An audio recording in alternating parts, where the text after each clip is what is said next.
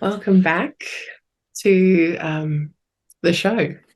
I'm really excited today to welcome Malcolm Smith again. Malcolm was my first ever male guest, and I'm so excited to have him back on the show. He teaches Krishnamacharya's yoga, and we're going to have a direct experience of that today. And we're also going to be diving into the conversation around what direct experience is.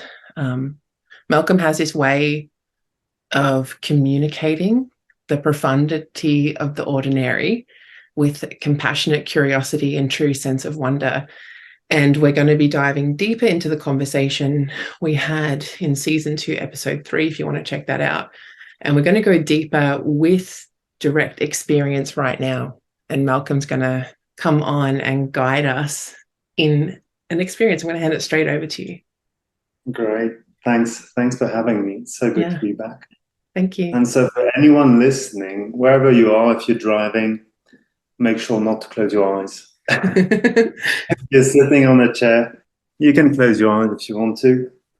And so for anyone who's actually practiced yoga maybe before, you might be familiar with the Ujjayi breath, which is this kind of ocean breath, gluteal throat breathing that we can do.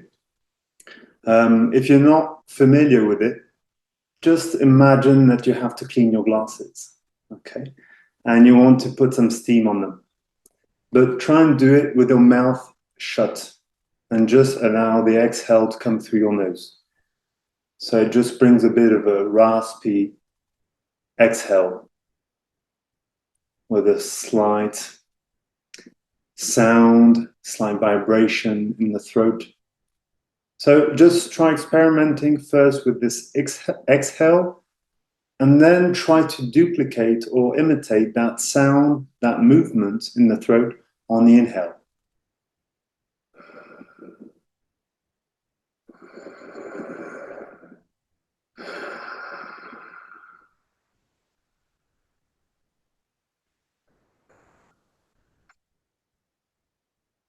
And if it's very subtle at the beginning, that's fine.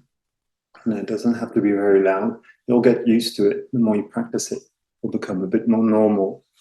So the idea is to use this breath for the next few minutes. And we're just going to do a simple practice, a simple breathing practice. It comes from my teacher, Mark Whitwell, and his teacher's teacher, Krishnamacharya, where basically we're going to be inhaling first in the top of the body, in the upper chest, and then only the stomach will fill in. And on the exhale, we'll allow the stomach to come in. So you can just put your hand on your chest already, put one other hand on your belly, and just keep on breathing with this Ujjayi breath, with this ocean breath. Inhale, receive the inhale in the upper chest and in the belly. And on the exhale, allow the abdominals to come in, belly to come in, and the chest to relax. And just start getting a feeling with this breath. We're often taught to breathe through either only the top or only the bottom. So just get comfortable with this new movement in the chest.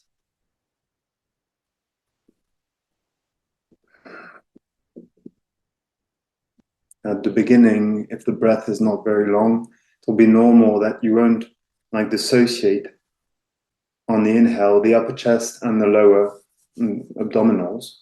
So just inhale and allow all the chest to rise, and exhale, abdominals come in. On the inhale, we receive through the upper chest, through the heart, and on the exhale, we find stability in the trunk, in the abdominals. And now, just obviously, if you're driving, like I said, don't do any movements. Keep your hands on the steering wheel.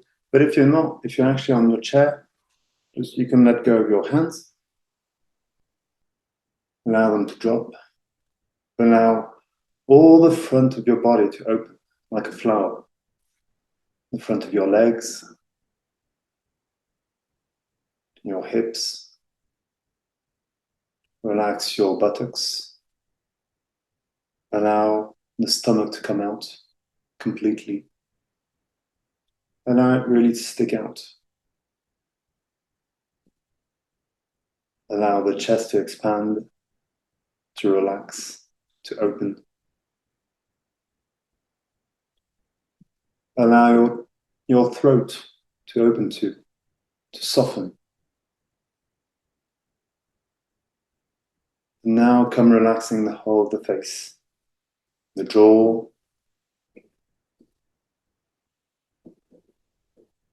the cheeks, the eyebrows, the forehead, all the way to the top of the skull and the back of the skull, and back down through the neck, through the back, and back down to the feet. And allow this information to circulate in the body, that it's okay to be soft. It's okay for the front of the body to open. And feel at the same time that you haven't lost this natural stability, this natural structure you have in the legs, stability in the feet, stability in the back, in the spine, in the neck. Kind of feel these two join meet at the front, or this sensitivity, this receptivity, and at the back, this spine really holding you. And now taking back then the breath we just did a second ago, we're going to come and bring a movement to come and help this breath. And we're going to allow this movement to be included in the breath. We're always going to come and bring maybe 1 second, half a second or more before the movement and after the movement. So the intention is always on the breath. So start inhaling with an Ujjayi breath in the upper chest, stomach expands, and allow your arms to come all the way up. You can look up if you want to. Exhale, abdominals come in, and you allow your arms to come all the way back down. And go on doing like this. Just start listening to the rhythm of your breath. Start feeling the texture of your breath. How deep is it today? Or how shallow is it? If it's shallow, maybe you'll want to move slightly quicker. The idea here is not to stretch the breath too much, but just to allow it to expand naturally. Inhale in the whole chest expands, arms come up, come and receive the breath. Exhale, abdominals come in, and the hands come all the way back down. Do that another couple of times. Just enjoy every single breath as if it was your first breath. And exhale, you give it back.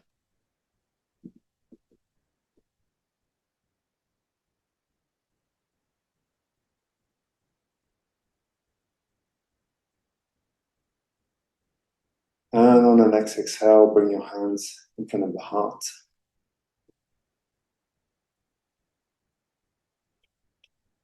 Keep your fingers soft.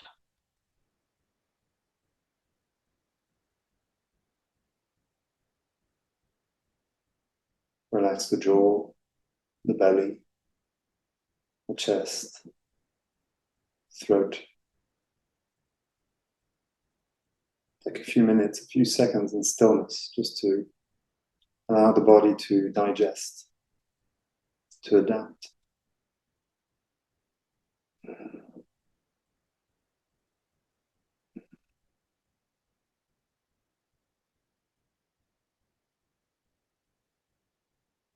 And that's it. So just as a little word for anyone listening, if ever you feel like doing this in the morning before your morning coffee or your morning tea, and you've just got a couple of minutes, you've got 5 minutes before rushing to work, and not more, no fancy postures or anything. You just want to appreciate your breath, just do this. And you can come back to the podcast and just get these really simple indications and just like weave it in your ordinary life, in daily life.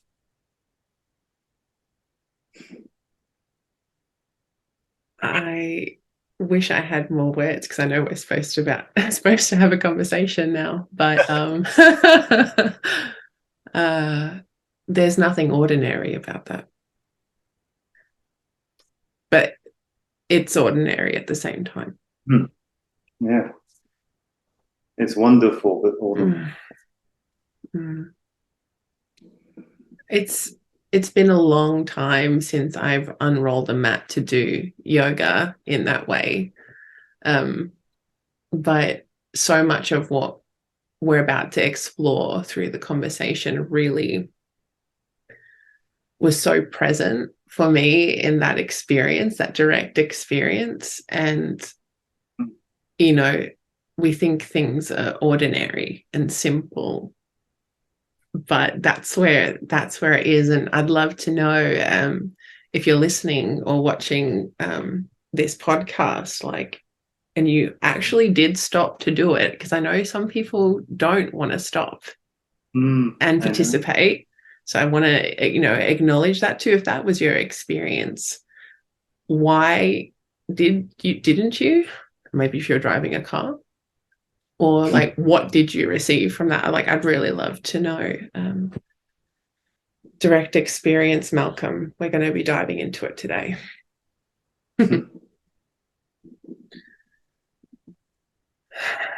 I'd love to know how you describe or define that and why it's so important.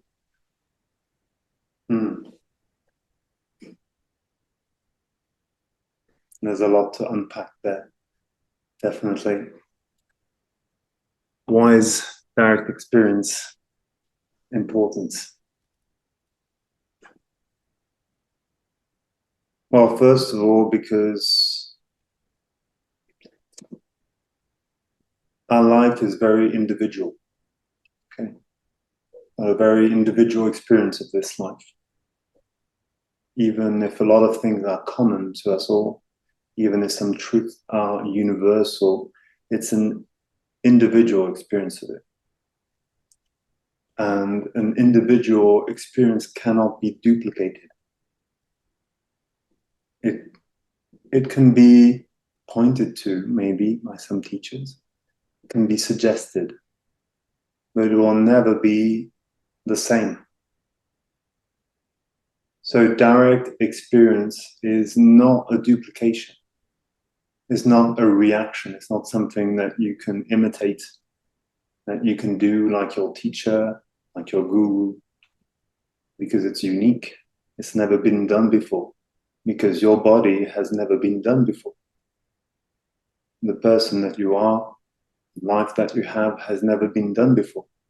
So it has to be direct. That's essential. And that's, let's say, we're going straight to the crux of the problem, let's say, we're going straight to the heart of what's wrong with a lot of spiritual teachings. Yeah. There's a lot of good advice out there. There's a lot of, honest, earnest teachers that are trying to share their own experience, their direct experience, right? The problem is we have this natural drive to duplicate. I mean, I duplicated my parents, thank God, it taught me how to eat, how to stand on my 2 feet, how to, brush my teeth and so on. So we do have to duplicate things to survive, let's say. But when it comes to actually just living and enjoying our life, it can only be from the uniqueness and the singularity of our own experience. And that's why, I wanted to start this conversation with just a 5-minute breath, because whether you want to call it yoga or not doesn't matter really. The breath is never going to be something that someone else can give you. It's always going to be your direct and intimate experience of it. So whatever words are added on it, whatever theory, whatever, fancy is added on it, fantasy or else, it's always going to be intimate and direct. And even if my words try to point towards something that is direct and intimate, they're always going to drive you away. The breath doesn't. The breath helps you with that direct experience of life. Mm. I just wish, because, at the very beginning of that, I'll speak of my direct experience of that 5-minute practice. I'm like, oh yeah, I know this. Like, there's a part of my brain. I taught yoga for 10 years. Like, yeah, I know what he's talking about. But there came a moment in that where I just let myself just fade away into the breath breathing me or moving me, and just my connection to that, and all of that noise just faded away. Which seems like, like, oh, you shouldn't say that, Adrianna, because you taught yoga for so long. But there's like a part of what you're saying, because your brain just is like, yeah, yeah, blah, blah, blah. I know the words. Like, yeah, yeah, yeah. It's kind of like what you were saying before of how like my words can send you this way, but it's never going to bring you to that directness. Yeah, completely. Mm. And when I teach, I find it much harder sometimes to teach people that have already practiced yoga. Yeah. My best students, if you want to say so, are the people that have never practiced yoga. Yeah. Because they come, when they've practiced, they come with all sorts of knowledge has been given. And there's a lot of useless knowledge out there, a lot, especially in yoga, Mm-hmm. made a business out of it for, 2000 years. So, and it's a good business, it makes good money. So obviously it's very attractive, but the reality of it is much more simple, much more ordinary, much more direct, intimate. And for that, we need to unpack, we need to unlearn, all that has been added on top of us, all these knowledge, even, if you've been a yoga teacher, all these knowledge of the chakras and all that kind of knowledge, that's a very wanted kind of knowledge these days, and it's in the way of you actually enjoying your life. Yeah.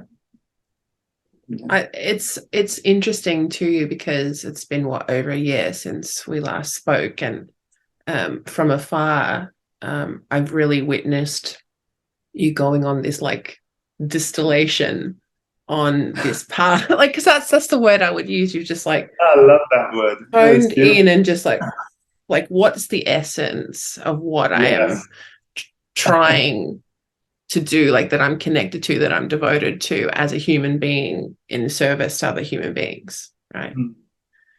And it's really interesting because on a parallel, whilst I'm not teaching yoga, whatever that is, right, Malcolm, I'm having a very similar experience of what it means to be in direct experience with emotion.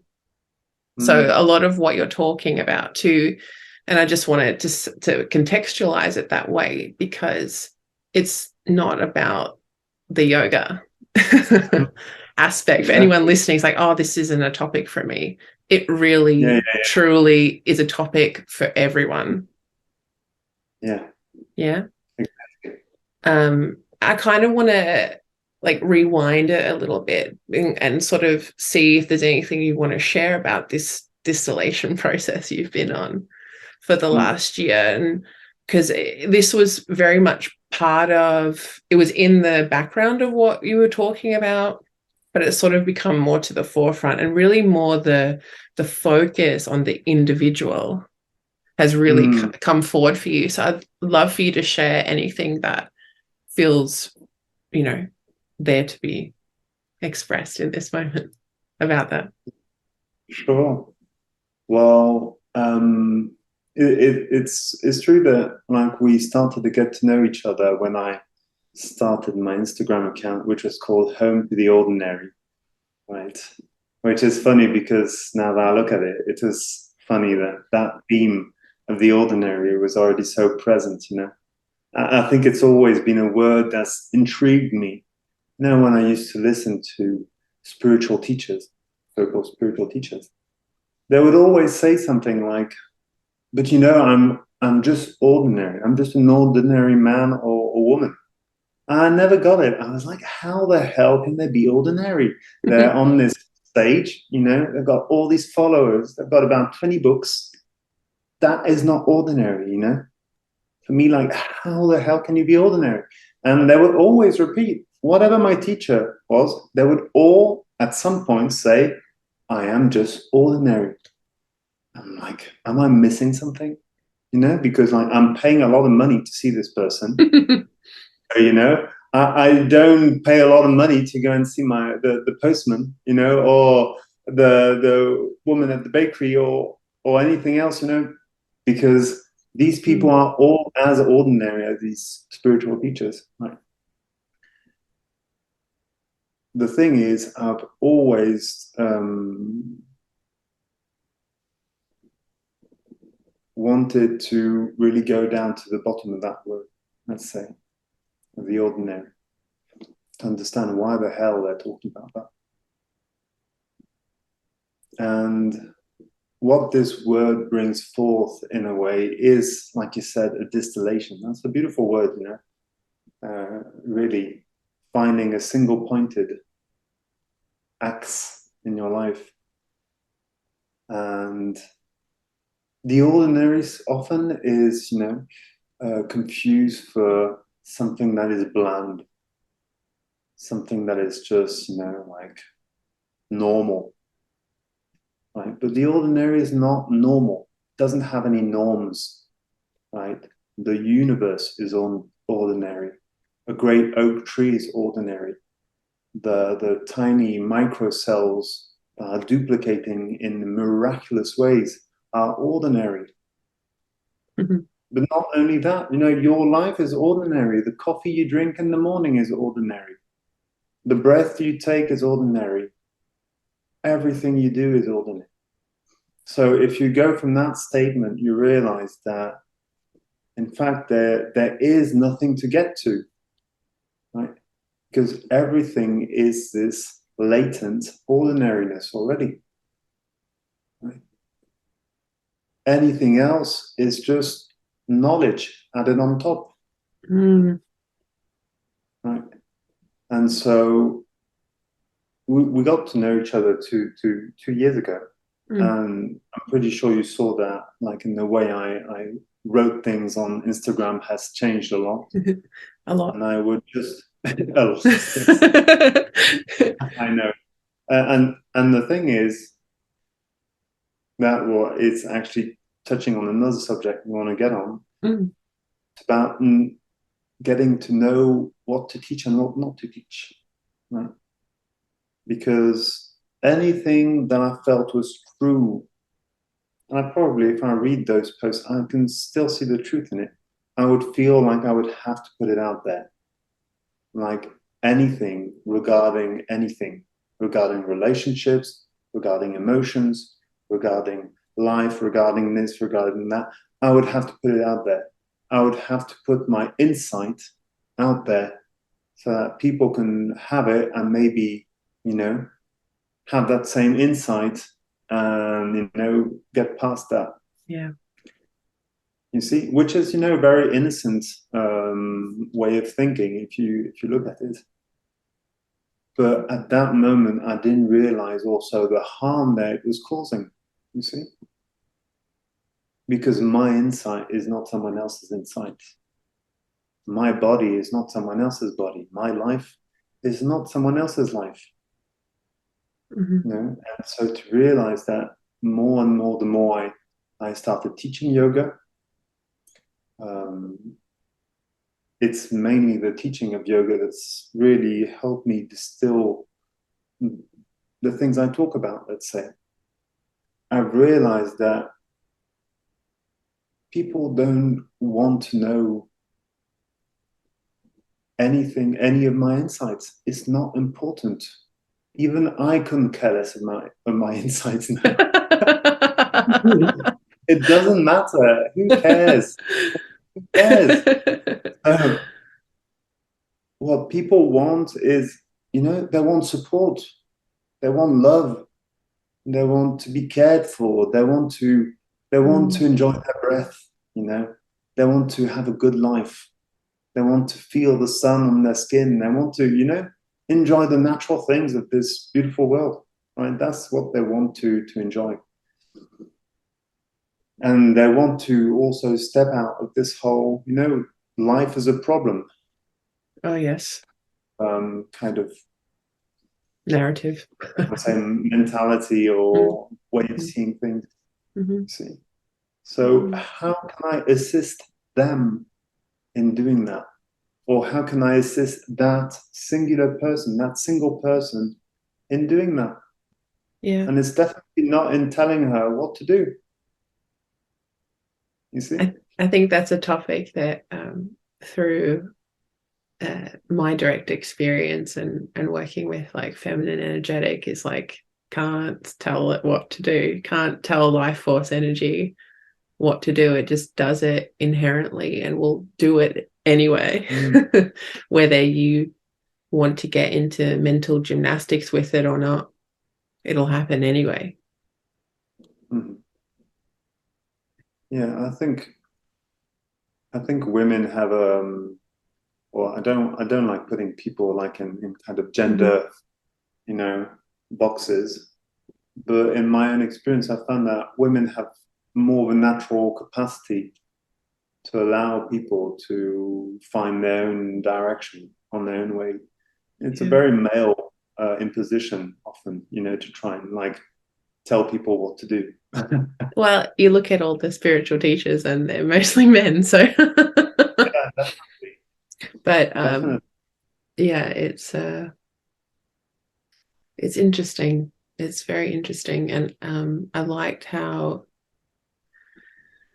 well you mentioned it when you were speaking just now, but about the individual, like Mm, honing in on what's of service to the individual. And it's not something you hear about or spoken to in spiritual teaching. It's always like of service to collective, of service to community, of service to da da da. And I'm like, well, my perspective of that is you can't do those things without the individual mm, being anchored so deeply in their direct experience, in the knowledge of self or experience of self.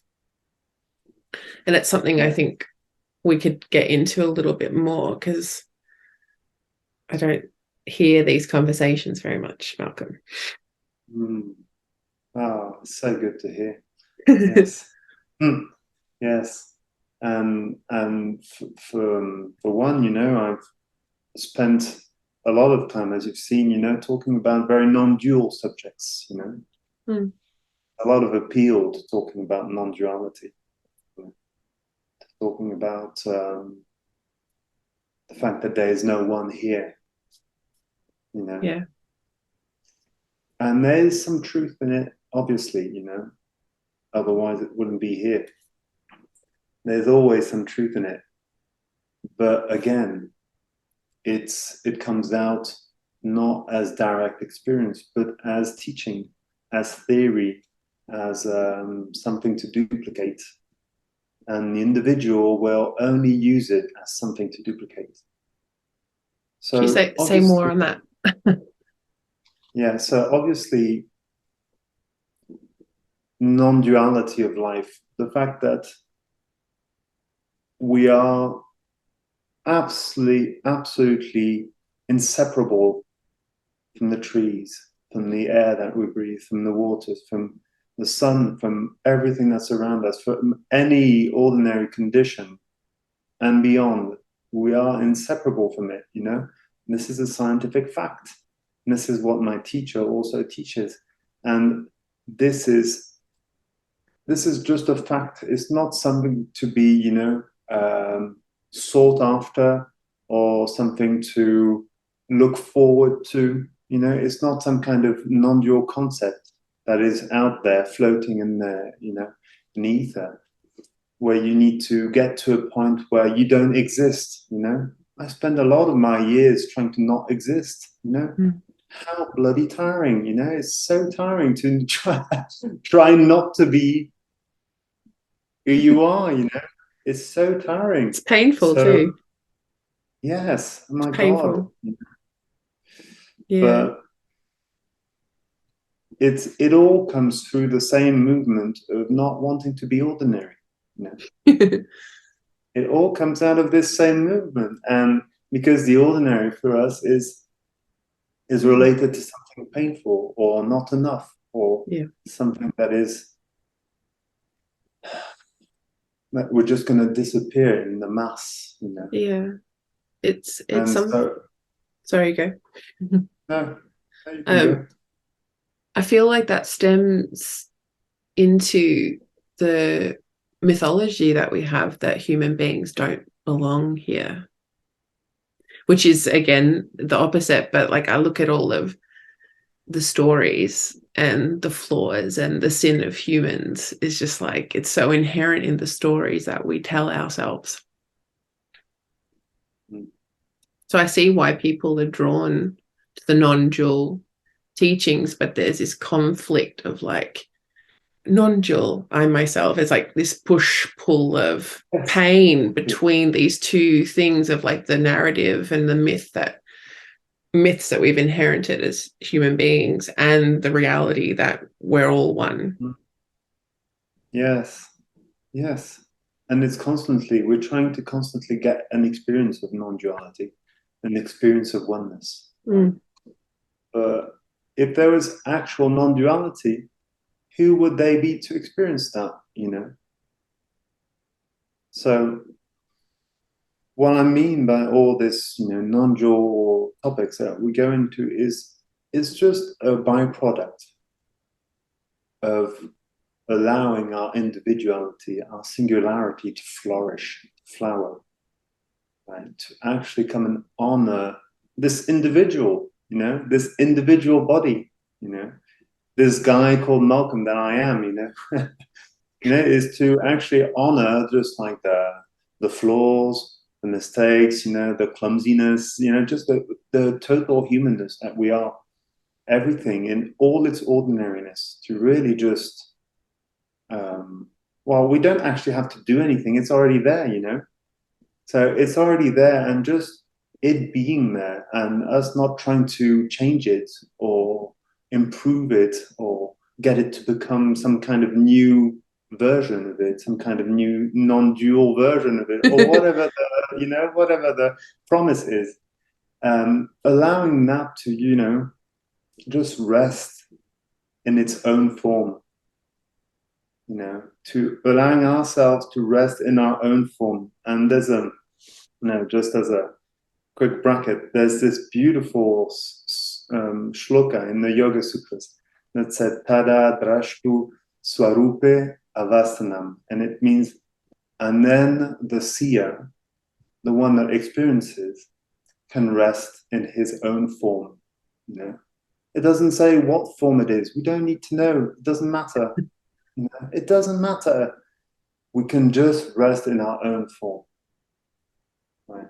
So resting in our own form, in this ordinary form that we are, allows for all those, byproducts, all those non-dual teachings that we see to be seen as something very ordinary, very simple, nothing up there, fancy, something right here, down to earth.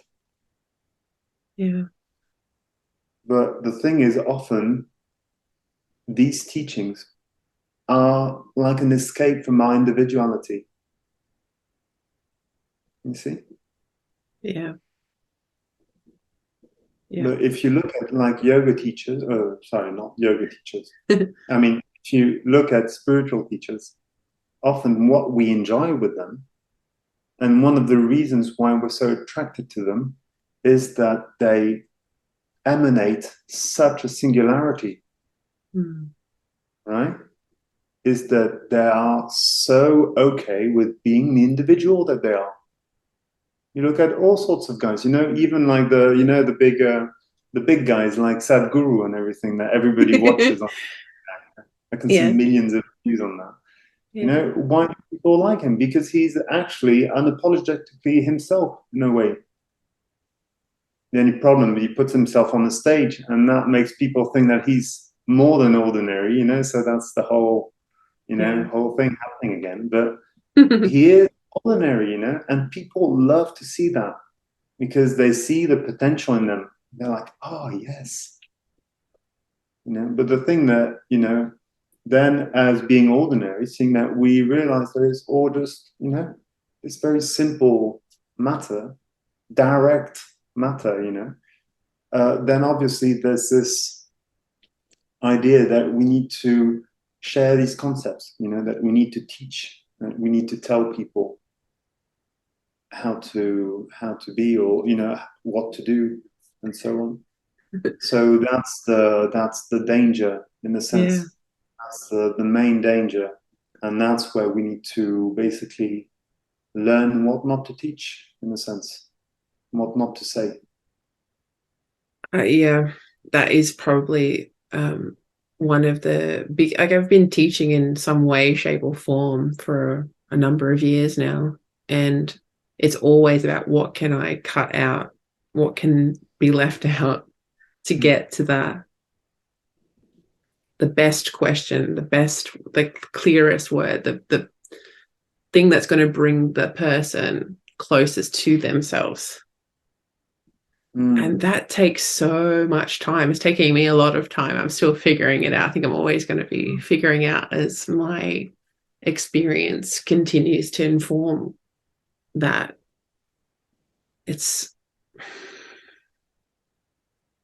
But it's not even about what to leave out when we're teaching. I think it's an interesting concept to look at with how we're being with ourselves and how we're being with other people in relationship. Yeah, Yeah. definitely.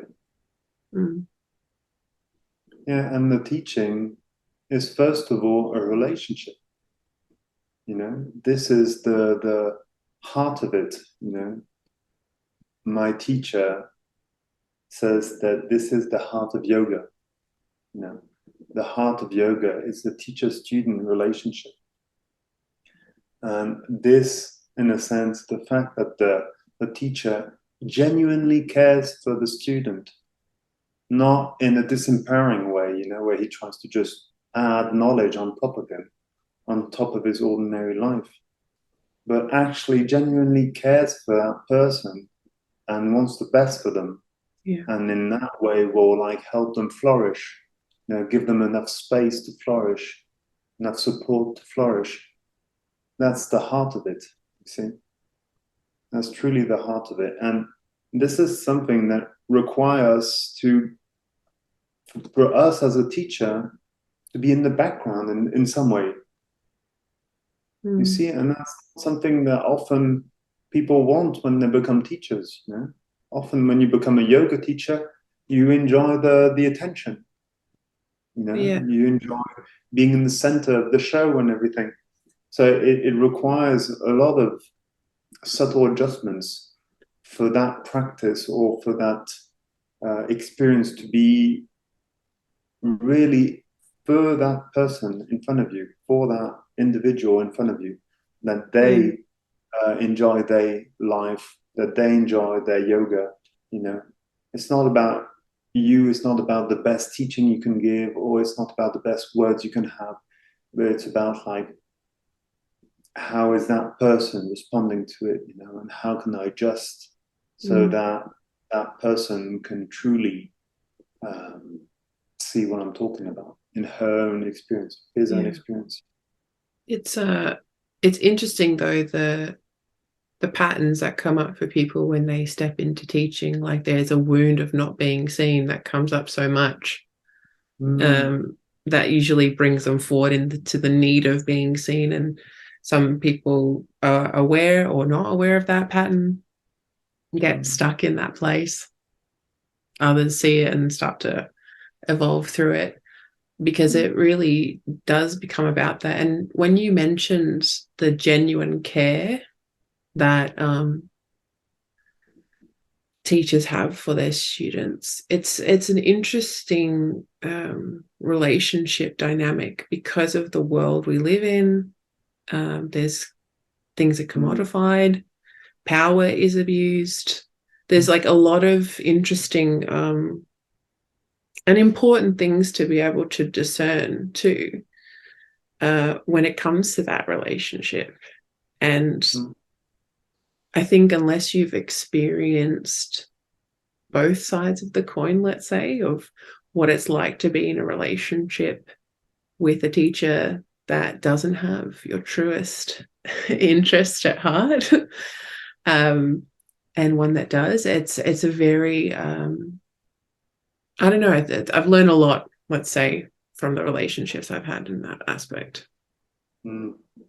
Yeah, no, definitely. I mean, for me, I'm distilling what I'm saying, especially because I've had a lot of teachers, bullshit me during my life, very honest people, very, very kind, honest, ordinary people.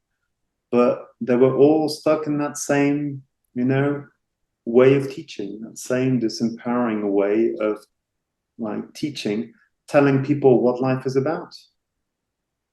And this is the problem with actually all words. Even me talking to Yeah. you in this format, people think that I have something to say about life. That like they need to maybe follow some kind of formula or something like that. And there is no formula. That's what's great about Yeah. it. About the ordinary, and um, and it's good to get sick and tired of it. To get sick and tired of getting sold promises that never get you anywhere. It's good to get tired of it. Sick and tired, I don't want it anymore. No, thank you. Let me live my life. Mm. There's a big This is, shift happening with that now, though. I can really feel when it comes to spiritual teachers and embodiment and all of these things. It's like, let me just be me. Like, that's all they, and in a good way, like people are becoming more aware of, I'm an individual, what is my experience? And I feel that shift happening more and more, and I hope it continues, because for the change that we hope to see in the world, I know some people have really dire straits view of like where we're going, and others are really optimistic. If we don't sit in that individual mm, experience and just let ourselves be exactly who we are, we're not going to get anywhere. But is there anywhere to get? This is the thing too. Like I knew this would come up in our conversation because um, of the nature of what we're talking about too. Like it's like the more words you put on it, the further away you get from it. But I think that's just the nature of talking about these things, to bring awareness to people.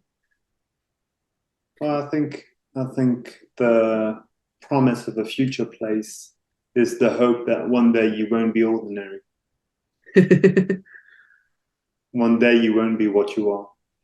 And one day you'll finally be healed. Yeah. One day you'll finally be, something that's been promised by someone, whether it's your therapist, yoga teacher, whatever it is, that someday I'll get there, and it's kind of denying where you are. So obviously, it is important that people acknowledge this individuality, but I think there's also a lot of beauty in actually trusting another human being, truly. truly trusting another human being, whether it's obviously in an intimate, relationship, or in actually a relationship to your teacher, right? My teacher would always say, keep your teacher within arm's length, So it's always good. Like, I love my teacher, and I have so much love for my teacher's teacher and his teacher. But also, I don't need him to live my life. I love him, but I don't need him. You see, and this is something is that often we throw everything out. Like, oh, okay, I just want to be this individual. I want to live my life. I don't want any gurus. I don't want any teachers. I just want to do it the way I want to do it. And then people just do whatever they want to do, which is exactly what is already happening in the world. Everybody wants to do whatever they want, and then it's a mess. So I think it's also good to actually,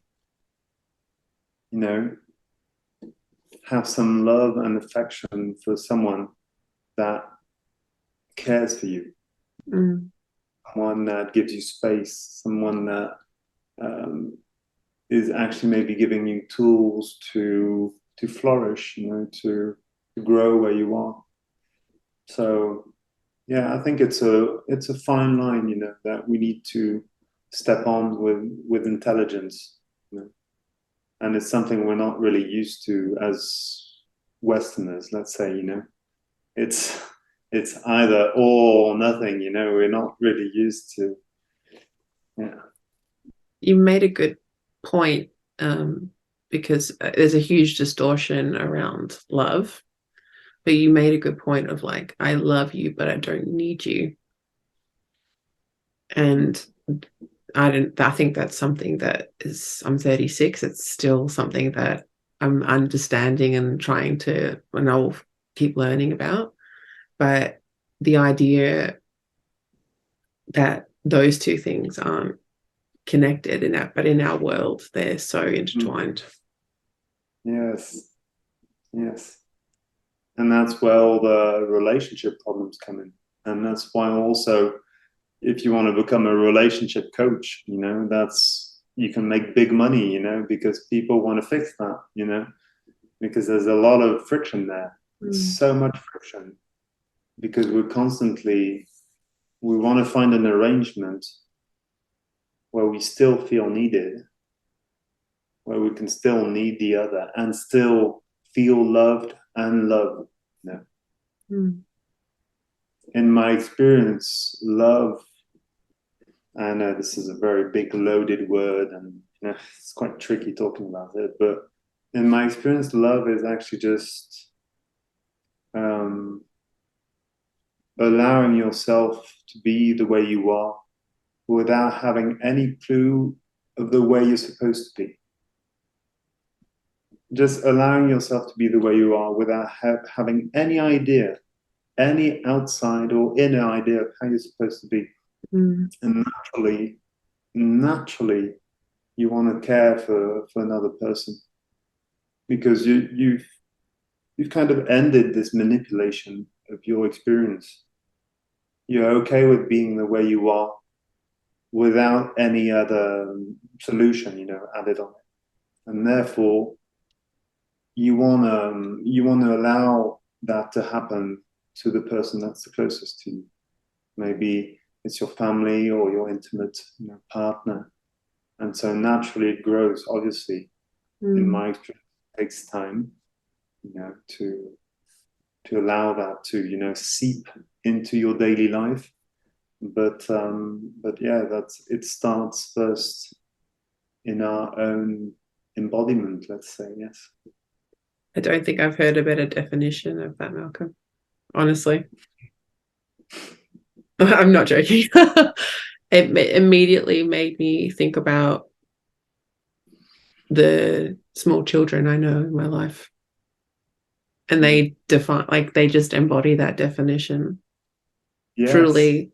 And there's like this, the more that I beginning to study the more like subconscious and mystical components of energy and emotion, I'm starting to understand how our culture thinks love is an emotion, and it's not an emotion at all. Mm.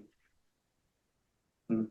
It's Yeah. almost like, and I'm still finding my way with it, but it's almost like it's all of the emotions in one, and it can shapeshift and move. It's like a whole other thing outside of it. You can't fully experience it unless you describe it in that way. I really loved the way you described that. It was really beautiful. Thank you. My pleasure. Yeah, it's really beautiful. Wasn't expecting this conversation to go there, but that's half the reason why I love having them. Yeah. Yeah, definitely. It is really, really important, but it's true that it's even, I've had teachers talk about love in, in beautiful ways. We mustn't let that come in the way of our direct experience. Like I said, it's like very important that we feel ready to throw this whole conversation we've had on the podcast, throw it in the bin, throw it in the fire, throw it out the window, just throw it out, Yeah. let it burn, allow what has resonated in you to stay, you know, what it's brought forth in you, in your chest, in your belly, what it's really brought forth, like that will stay, but throw out all the words, all the definitions, all the nice fancy sentences, who cares? Throw it out, please. I'm I beg you. guilty, guilty of having notebooks of quotes and things. I literally, when I moved to Australia, I was like, I don't need any of this. I'm just like, get rid of it. But it's Oh true, like, wow. and that's been my experience for the last several years of just like everything just going, going, going until it was so ordinary there was nothing left, and I Mm, still don't know what I'm doing or yeah. who I'm supposed to be. I just know that what I feel is my essence, and I feel that deeply, and I have that with Mm, me every day. mm, um, I don't know who Adrianna Zaccardi is other than this feeling that I have. Um, but this is the whole intention of even these podcasts. It's like I don't want this to be a place where you come to learn more facts and hack your life and biohack this and and get the most. Like every podcast, like I mean, not every, but a lot of podcasts are like they try and like siphon and extract all of this out to make it valuable for you. And I think yeah. fuck that. I'm like, I want to do the opposite of that. I want to have uncomfortable conversations, meaningful conversations that bring you to a point in you that you're like, what do I feel? What do I resonate with here? Do I disagree? I don't care, whatever, but to have a direct experience. And like you said, Malcolm, just toss it away after. Yeah. Or maybe listen And to it again. I don't know, but like have your own experience with it and move on. definitely. Mm, I like to say in my yoga classes, and I see it in people's face relax immediately. It's quite incredible. I often start my classes, or sort of, and I tell them just forget all the expectations you had for this class. Okay? And then I say forget about the word yoga. Okay. Just forget about it. Get the word out of the picture. Because this is such a loaded word, just like love. Get the word love out of the picture. Who cares if you find love, if you don't find love, if you get to this place when you finally loved? Just who cares? It doesn't matter. Just throw it out. Throw all that concept, all that promise out. Doesn't matter. What is here, your breath, the tingling on your skin, the sound of the birds, maybe the stillness in the room, you know, the calmness of an evening or a very slow morning. This is what is here. This is enough. It is definitely enough. For for any creature in the world, it's enough. So why wouldn't it be for us, right? I mean, look at the birds outside. I mean, I've got cats. I've got two cats, and I mean, they're the perfect example for that. You know, for them, it's just enough. You know, it's just enough. Hmm. You know, a few naps here and there, and that's it. You know, life is amazing. You know, they're on top of the world. Yeah, So it's obviously, true. I'm saying that as if it sounds, simple to do that, but I know that we've got a lot of patterns that are like driving us away Yeah, from that. from just simply being ordinary. You know, Yeah. there's a lot of pain in us accumulated. There's a lot of fear.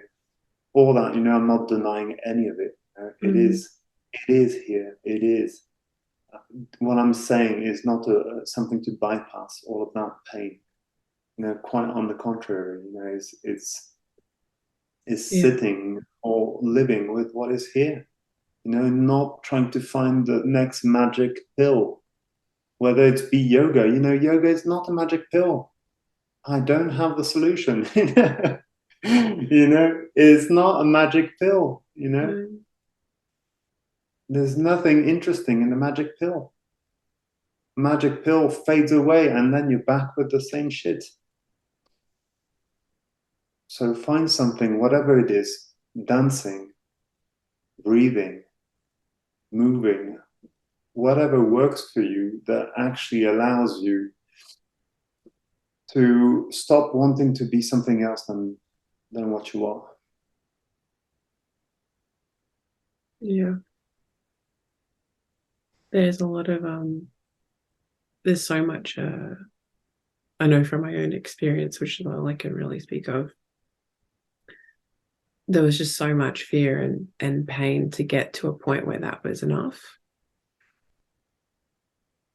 That it's so easy to want to look for the magic pill and the highs and the highly sensational experiences, and because Mm. they're also fun. Like that's also a fun part of being a human, like going on this roller coaster and like doing all the crazy things and the things that aren't good for you, and like all of that's very much part of it, and it's all very ordinary too. But I Mm. know um it took a lot to be able to, go and watch a sunrise and be like, this is enough. To go for a Yeah, walk and just stop and look at every plant or flower and look up at the sky, and that's enough. that's enough. And it brings up a lot of emotion in me because it is enough. Yeah, and you are enough. You're definitely enough. And I mean, how many people don't get to breathe and experience that? And this is why these conversations are important to me, Mm. you know? Yeah, crucial. Mm. Definitely agree. Yeah, definitely. Because whatever we do, whether it's professional, psychological, spiritual, whatever we're doing, that has some kind of timeline attached to it.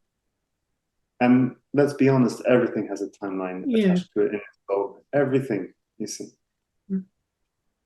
That timeline is saying you are not enough. And the timeline is here to take you to a place where you will be, Yeah. whether it's the next promotion, whether it's the next yoga posture, whether it's the next, whatever it is, just pick it. There are 1,000 things to choose from, and they're all going to take you to a supposed place where you'll feel like you're enough. And then we just have to post on Instagram about the fact that we've just reached this new threshold and feel maybe a hint of being enough because we get the likes, we get the people that appreciate that.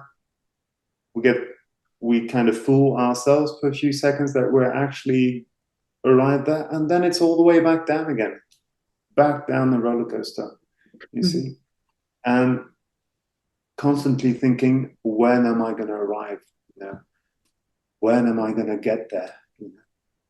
How exhausting! How exhausting is that promise, that timeline? And I've been on that timeline since since I can remember. My whole life has been on this timeline. And still aspects of my life are on this timeline. Yeah. definitely professional aspects, Yeah. and you have to finish things in certain times and like do things the proper way. You get this timeline that comes in, right, in whatever you do. And so it's like it's a revolution, kind of an inner revolution to stand on your own 2 feet and to be like, I don't need any timeline. Thank you very much. Yeah. Thank you for all your advice. Thank you for all your help and your techniques and everything, but I do not need another timeline. Okay. And, and to find, maybe if you find a practice, whether it's yoga or something that assists your body in actually getting rid of that timeline, of being okay with having no timeline, then that's beautiful. That's really helpful. But it's different for everyone. Maybe it will work for you, maybe it won't. It's quite radical in a world that is constantly pushing the agenda of a timeline to be like, I'm not doing that. Thank you. It's really radical. And the thing also is that often we get it like we get it on the level of thought, we get it on the level of thought, like you have all these movements of affirmations of people looking in the mirror and saying like, I am enough, I am this, I am that, and all this is on the level of thought. The level of thought will never sink in. It's not ever gonna like touch your waters. Yeah. The real thing that needs to infuse in your waters is something that's close to your skin, that's close to you. That's why what you do, with dance. This is close to the skin. This is why it works. This is why it feels so real, because this is movement. This is in your body. Yeah. Same for yoga. This is movement. It's breath. The breath is probably one of the closest things you've got in life, one of the most intimate things you've got, even closer than the skin, right? So these things are much more important than any advice or any word or any affirmation or thought that we could have. Yeah. Thought, affirmations, or anything actually will only become a distraction at some point. I agree. Yeah. Any practice, any teacher, any space that allows you to come into your own direct experience with life, with your wisdom, with everything is just like, it changes everything. Let's just put it that way. It does. Yeah. It really does. I'm so grateful for having conversations with you, Malcolm. I feel like we go on these revolutions where we go around and around and then up and then down, and they're just so beautiful. And I feel truly alive when I connect with you. And I hope that this is whatever their direct experience is, but I hope that this translates and is felt through the ether with whomever's listening, that it brings them into their own, seat, into their own enoughness, let's say.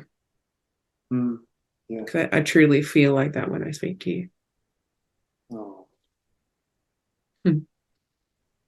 I receive that. And it is beautiful, these conversations with you, and these are like crucial conversations.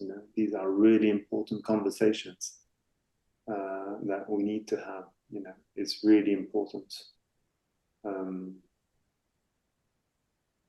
Yeah, it's really important. And if people also at the end of this podcast feel like, so just a suggestion, but they feel like going back to the beginning, and rather than doing the breath practice at the beginning of the podcast, actually do it now.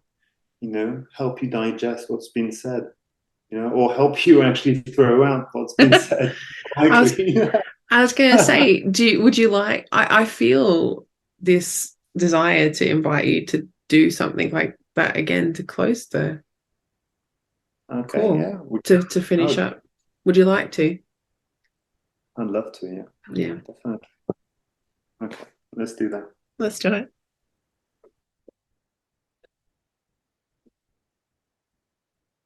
Okay, so just put your hands in front of your heart. Just put them in front of your heart, but instead of putting the palms really, just start by putting the palms against each other, and then slightly start softening your fingers until you create like a little cave in your hands, like a little space, and you feel all the softness in the hands. Place those hands in front of your heart and try to acknowledge like that this space that you're holding between your hands, it's just like the heart space inside your chest. Allow that softness in your hands to just move around the body, just like we did earlier on. Start bringing softness in your legs, in your hips,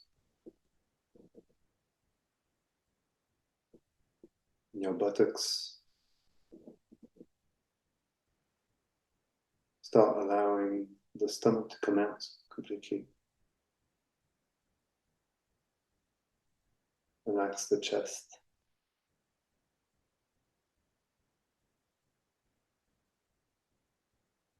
Allow the throat to soften, to open.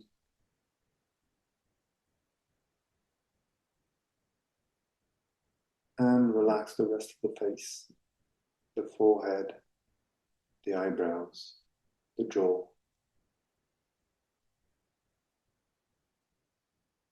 top of the head, the back of the head.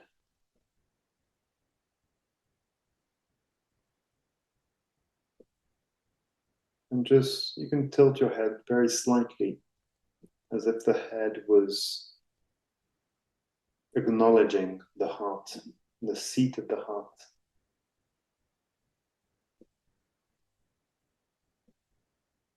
Before doing anything else, just throw out any concept you have about the word yoga, any definition you have about the word yoga. Throw out any expectation you have about this practice.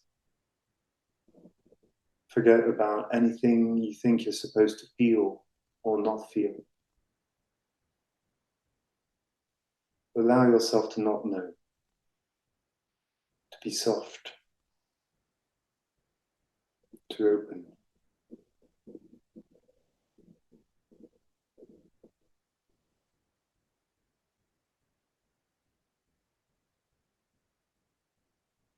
And if you can still remember the breath we did earlier on, start inhaling in the top of the chest, belly rises, and open the arms on the side this time. Open up the whole chest, receive your inhale. And exhale, the abdominals come in and bring your hands back in front of your heart. Bring as much softness in your movement as possible. Inhale first, chest rises, arms open, and exhale, abdominals come in. Keep on doing that. Just listen to your breath. Forget my instructions. The breath is the teacher here. You are the teacher. Just listen to your rhythm as if you were an instrument and you're listening to the head of the orchestra, giving you your own rhythm, your own tune to play. On the inhale, bring your intention in the throat, receive in the throat, in the chest, in the breast, the stomach. And on the exhale, abdominals come in spine stabilizes, and go on like that.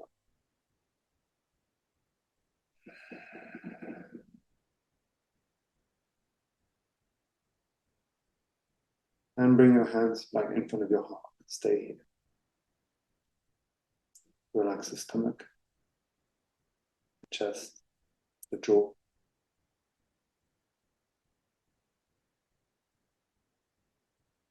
And forget about it all.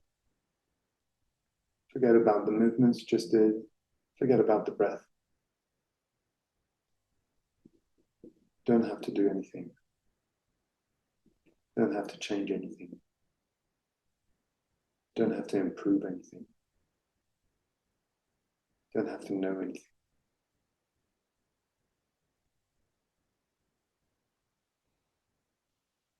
On the next inhale, just allow the chest to rise, and this time just circle above your head and bring your arms above your head. Exhale, bring your arms all the way back down inside.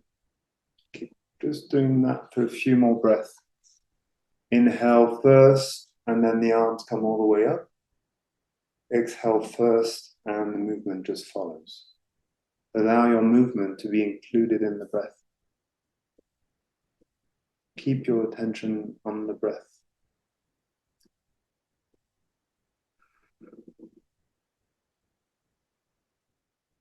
On the inhale, receive the inhale. Appreciate how it's taking care of you, how it's nurturing you, nurturing your chest, your belly, your whole body. Exhale, you give it back. Inhale, you receive that nectar of life. Exhale, you give it back. And do that one more time. Inhale through the whole body, whole chest receives. And exhale, bring your arms back in front of the heart.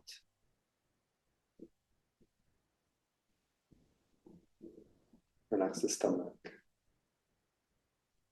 chest, jaw. Forget about what you look like.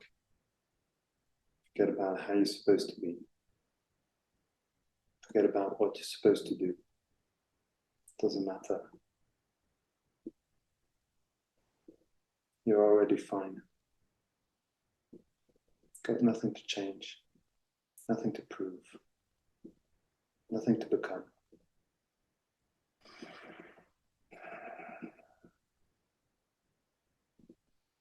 And just relax your arms, relax the breath.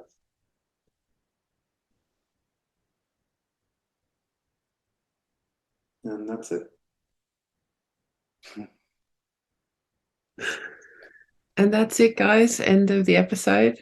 Malcolm Smith, it has been an absolute honor. Thank you so much for being here, and thank you so much for listening in. We'll see you next time. Thank you, guys. Mm.